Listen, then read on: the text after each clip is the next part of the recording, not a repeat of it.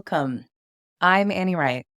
I'm a licensed psychotherapist and a trauma clinician with a specialty in relational trauma recovery.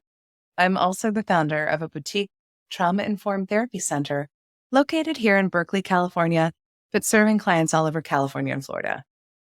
In addition to this, I'm also an online course creator and a published mental health writer with my pieces and opinions appearing in Forbes, Business Insider, NBC, and the Huffington Post, among others.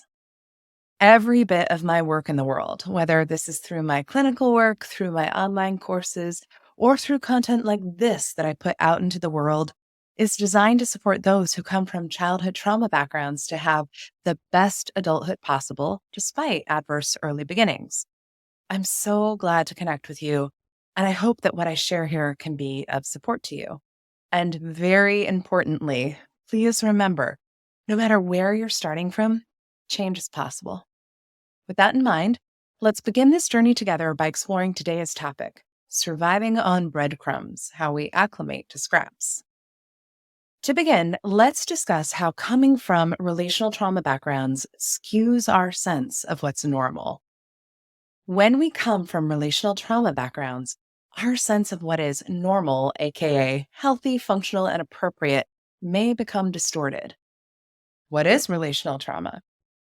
As I define it in my work, relational trauma, specifically childhood relational trauma, is the kind of trauma that results over the course of time in the context of a power imbalanced and dysfunctional relationship, often between a child and caregiver, that results in a host of complex and lingering biopsychosocial impacts for the individual who endured the trauma. It's a set of experiences that takes place in relationship, usually with parents or caregivers, that can set a conscious and unconscious template of what we come to expect in our lives. And in relational trauma experiences, that template is often unhealthy, dysfunctional, or maladaptive. What templates can be formed? Our belief about how worthy and lovable we are may be distorted. Our ability to feel regulated and safe may be impaired. Our views on how reliable and consistent others are may be skewed. Our belief about our needs and wants and what's possible in terms of having those needs and wants met may be altered. And that specifically is what I want to talk to you about today. Our beliefs about our needs and wants and what's possible in terms of getting them met when we come from relational trauma backgrounds.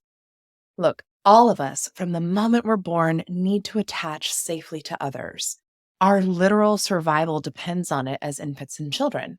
But beyond food and shelter and the absence of danger, infants and children require attunement, mirroring, and positive interpersonal interactions to help shape and form our brains and nervous systems. What do I mean by this? Attunement, the process of being aware of and responsive to a child's needs, is crucial for emotional attachment and the development of secure relationships. It begins with meeting basic needs, but also includes responding to a child's emotional states in a way that makes them feel understood and safe. This emotional connection is foundational for a child's overall development, helping them feel secure and fostering a strong foundation for their emotional and psychological growth. Research highlights the impacts of these interactions on brain development. For instance, variations in mother-infant interactions have been associated with differences in infant brain volumes, particularly in areas related to emotional regulation and socio-emotional functioning. Studies show that lower maternal sensitivity correlates with smaller subcortical gray matter volumes, and maternal sensitivity has been linked to better connectivity between the hippocampus and areas important for emotional regulation. Additionally, the concept of serve and return interactions, where caregivers respond in a supportive and nurturing manner to children's signals, is crucial for brain architecture. These interactions help build critical skills for social engagement, including emotional regulation and frustration tolerance. Parent-child synchrony, a form of interaction involving mutual focus and mirroring, supports the development of social engagement abilities and provides a template for biological synchrony, which is essential for tuning children's systems to social life.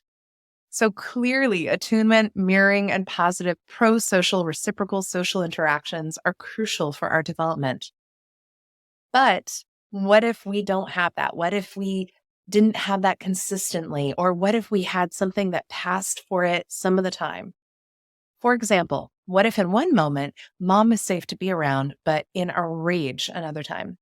Or what happens when a parent is so intoxicated and influenced by drugs that they aren't present and able to attune, to mirror, let alone to have serve and return interactions? Or what if one month you're told by your father how strong and amazing you are, and the next how dumb and lazy you are? Or what if you learn that all you can expect from a caregiver is food on the table and a roof over your head, but no loving gaze, no cuddles at night, no one sitting in the audience during your play? What then? As with most things in life, we acclimate. Research has shown consistently that children do acclimate to relational experiences, even if they're not healthy, through mechanisms that can have lasting impacts on their well being and development. We get used to what we're presented with. Our brains and psyches develop in response to the volume and quality of relational connection we're provided, and we shape our conscious and unconscious beliefs and behaviors around the reality we live with. But of course, very often, children lack a sense of what's normal and functional due to a lack of lived experience and other models showcasing healthier, more functional behavior. And so often, in cases where we don't have adequate or optimal relational connection, we come to believe that what we're experiencing is normal and we adapt, we acclimate. In lay terms, analogously, we become accustomed to being served breadcrumbs of affection, warmth, safety, attunement, emotional support, fun, and play. We believe that the breadcrumbs are normal and we take what we can get. But here's the thing, we may accept the breadcrumbs, we may acclimate to them, but the larger hunger doesn't go away. Even as we acclimate to breadcrumbs and get used to scraps of emotional satiety from our parents and caregivers, the larger need, the hunger for more, doesn't go away. And what is this proverbial hunger? The hunger to be able to feel securely attached to others. The hunger for the experience of being attuned to. The hunger for the experience of being consistently cared for. The hunger for being touched and comforted. The hunger for being seen and valued. The hunger for moments of having our emotions respected, validated, and accepted. The hunger for being told you're special just the way you are.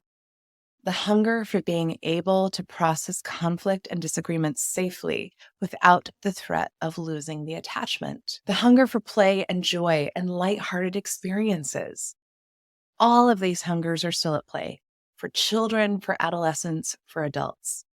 We don't stop feeling hungry for these things, even as we acclimate to the breadcrumbs of what may or may not be available from our caregivers. So, what happens when we don't get our hungers fully met by the scraps and breadcrumbs from our earliest attachment relationships? We find other ways of meeting those hungers. We find ways of coping with our intolerable feeling states. We find ways of attaching to something or someone else in lieu of being able to attach to those we live with. We, quite frankly, find ways of feeling less bad. And how do we do this? This looks different for all of us, but common ways children and adolescents cope with their unmet hungers can include attaching to food, one of the first sources of comfort, and then developing unhealthy relationships with it as we seek from it what we cannot get relationally. Attaching to achievements, throwing ourselves into academics or sports to derive a sense of worth, mastery, and permission to be alive from our accomplishments. Attaching to unsafe others, peer sexual partners, adults with poor boundaries, etc. These relationships seem to offer semblance of what we crave from parents: attention, a sense of being special, being wanted. Attaching to substances that numb our painful emotions and fog our panicked minds: alcohol, street drugs, and more. And these are but a few ways we attempt to get our proverbial hungers met. We cobble together a meal, scraps of what we actually need and want from our caregivers, rounded out by what we hope will be nourishment from these other sources, and we take what nourishment we can from this. But over time, often in adulthood, the way we cobble together our proverbial meal and the ways in which we attempt to slake our thirst and ease our hungry tummies stop working so well. What may have worked earlier in life may stop working so well in adulthood. In other words, how we feast may need to change. The toll of our misguided attempts to meet our needs may start to accumulate. The alcohol bloats our bodies and fogs our mind the next workday. The enamel on our teeth starts to wear off after so much binging and purging. The workaholism may rob precious years from time spent with our children. The pattern of seeking out unhealthy romantic relationships may force your hand with time and the ability to have children. Whatever and however this looks, there often comes a time in adulthood when we realize that the ways we've attempted to feast, or quite frankly, get a full meal to meet our needs, cobbling together these scraps, breadcrumbs, and our other attempts, stops working so well. And then what are we supposed to do? What do we do if those hungers never leave us, even after we've been children and we're now adults? What do we do if we still can't get those needs met from those who raised us or those who we may have in our lives now? Please hear me. There is still time to have a more fulfilling meal. There is still a chance to have a proverbial meal where your needs can be met functionally. What do I mean by this? There is still time to learn how to be with your feelings. There is still time to learn what boundaries are and how to assert them so you can keep yourself safe from those who would only give you scraps. There's still time to learn what healthy communication looks like and recognize when you're at the receiving end of unhealthy communication. There's still time to learn how to be in relationship with others, learn how to recognize a healthy relationship, tolerate its vulnerability, and receive nourishment from it. There's still time to learn how to genuinely like and love and respect yourself and how to speak to yourself so very kindly. So much so that abusive, dysfunctional people stay miles away from you because they know you wouldn't tolerate their behavior or their breadcrumbs. There is still time to learn how to assert your needs and wants in the world so that you can know what it takes for your hungers to be met and clearly ask for help in meeting them. There's still time to love and be loved, to feel the nourishment that can come from being loved by healthy, functional others. There's still time to build a beautiful adulthood for yourself. But how do we change the ways in which we seek nourishment? How do we change our pattern of acclimating to scraps, seeking out nourishment from maladaptive behaviors, and do the work of cultivating a healthier, more nourishing meal for ourselves? So much of my work with clients in my relational trauma recovery therapy work involves helping my clients become clear on how proverbially hungry they are and how they coped to get their proverbial hungers met. And then we work to help them stop these maladaptive behaviors that are nourishment attempts, yes, but also misguided and potentially damaging. We also work on increasing their capacity to tolerate the nourishment that may actually be around them because so many of us from relational trauma backgrounds struggle to see and receive nourishment even when it's actually available. We work on seeking out more nourishment from healthy, functional, and adaptive sources, relationally and otherwise. And certainly in our work together, this can look like me modeling what healthy, secure, attuned connection can look like, and then teaching the skills to help clients go out and find this in their real lives after having an embodied experience.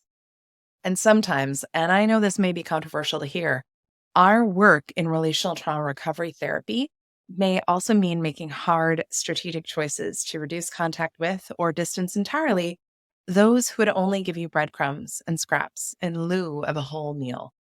The bottom line is this: none of us are meant to survive on scraps. We need and deserve to have nourishing meals, satiating emotional experiences, and relationships in our lives. Just because the breadcrumbs and scraps are familiar and normalized for you doesn't mean that they're normal and functional. Again, none of us are meant to survive on scraps. And when we're children, we don't really have a choice around that. But as adults, we do. And exercising that choice to seek out more nourishing, robust proverbial meals is a powerful thing to do. So, If in listening to today's piece, you resonated with this and you live in California or Florida, either myself or my talented team of relational trauma clinicians at my boutique trauma informed therapy center, Evergreen Counseling, can be of support to you. Again, if you live in California or Florida, please just book a complimentary 20-minute consult call with our center's clinical intake director, and they can match you to a relational trauma therapist on our team who is the best fit for you clinically, relationally, and logistically. And it very may well be me who's the best fit for you as a therapist. And then if you live outside of California or Florida, please consider exploring my online course specifically designed for relational trauma recovery. And finally, if you're still not sure if this content applies to you, if you're still not sure if you come from a relational trauma history and you've been adapting to and surviving on breadcrumbs, I would invite you to take my signature quiz. Do I come from a relational trauma background? It's a 5-minute, 25-question quiz I created that can be incredibly illuminating and will point you in the direction of a wide variety of resources that can be of further help to you. Plus, when you take the quiz, you'll be added to my mailing list where you'll receive twice-a-month letters from me sharing original, high-quality essays with accompanying YouTube videos and audios you can stream devoted to the topic of relational trauma recovery, and where I share more about me as a person, my life, how I'm journeying through my own relational trauma recovery journey, and general adulthood. My newsletters are the only place where I share intimate glimpses into my life, including photos, the resources that are supporting me, the things I've discovered that delight me, words that are uplifting me, the practices that nourish me, etc. So please be sure to sign up for my mailing list whether or not you want to take the quiz. I'll link to both of these things in the show notes below. Finally, thank you so much for listening to me today. I truly hope that even a small part of what I shared today felt helpful to you. I appreciate your support and look forward to continuing this journey with you. So thank you. And until next time, please take such good care of yourself. You're so worth it.